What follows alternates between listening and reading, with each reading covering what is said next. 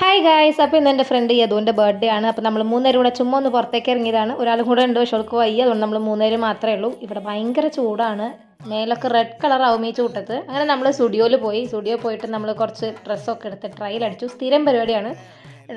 ഫോട്ടോയും വീഡിയോ ഒക്കെ എടുത്തു. പിന്നെ നല്ല ഒരുപാട് കളക്ഷൻ വന്നിട്ടുണ്ട് കേട്ടോ. നല്ല നല്ല ഉടുപ്പുകൾ, അതുപോലെ തന്നെ നല്ല നല്ല ചെരുപ്പുകൾ എല്ലാം വന്നിട്ടുണ്ട്. ഈ വൈറ്റ് ടോപ്പ് അടിപൊളിയാണ്. അതുപോലെ ഈ ചെരുപ്പിന് 300 രൂപയുള്ളൂ. അപ്പോൾ നല്ല ഒരുപാട് കളക്ഷൻസ് വന്നിട്ടുണ്ട്. പിന്നെ നമ്മുടെ സ്ഥിരം സ്ഥലമാണ് ഈ മേക്കപ്പിൻ്റെ സെക്ഷൻ. ഇവിടെ വന്ന് നമ്മൾ കുറേ ട്രയൽ അടിച്ചു കൂട്ടാം. എന്നിട്ട് പറയാം, അടിപൊളി സാധനങ്ങളാണ്. ഷെയ്ഡ് എനിക്ക് ഏറ്റവും ഇഷ്ടപ്പെട്ട ഒരു ലിപ്സ്റ്റിക്കിൻ്റെ ഷെയ്ഡ് ഉണ്ട് ഇവിടെ. ഞാൻ ഇട്ട് നോക്കിയപ്പോൾ എനിക്ക് എന്തെന്നില്ലാത്തൊരു ഭംഗി എനിക്ക് തോന്നി. അപ്പോൾ ആ സാധനം ഞാൻ നോട്ടിട്ട് വെച്ചിട്ട് അടുത്ത പ്രാവശ്യം വാങ്ങിക്കാമെന്ന് വെച്ചിട്ടുണ്ട്.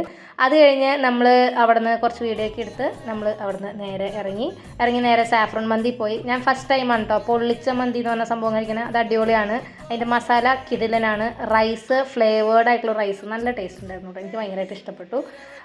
ഇതിൻ്റെ മസാല കുറച്ച് സ്പൈസി ആണെന്ന് ഓൾറെഡി നമ്മൾ ഓർഡർ ചെയ്തപ്പോൾ അവർ പറഞ്ഞിരുന്നു. പക്ഷെ നമുക്കതൊരു ഒത്തിരി അല്ല എന്നുള്ള രീതിയിൽ നമ്മളത് ഓർഡർ ചെയ്തു, നമ്മൾ കഴിച്ചു. എനിക്ക് ഇഷ്ടപ്പെട്ടു. എനിക്ക് അത്ര എരിവ് തോന്നിയില്ല.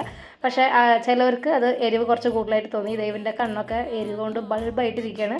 അതുപോലെ ഇവളുടെ കണ്ണ് ബില്ല് കണ്ടിട്ട് ബൾബായിരിക്കുകയാണ്. ഇവളാണ് പേ ചെയ്തത്. ഇവളുടെ ട്രീറ്റ് ആയിരുന്നു വന്ന്.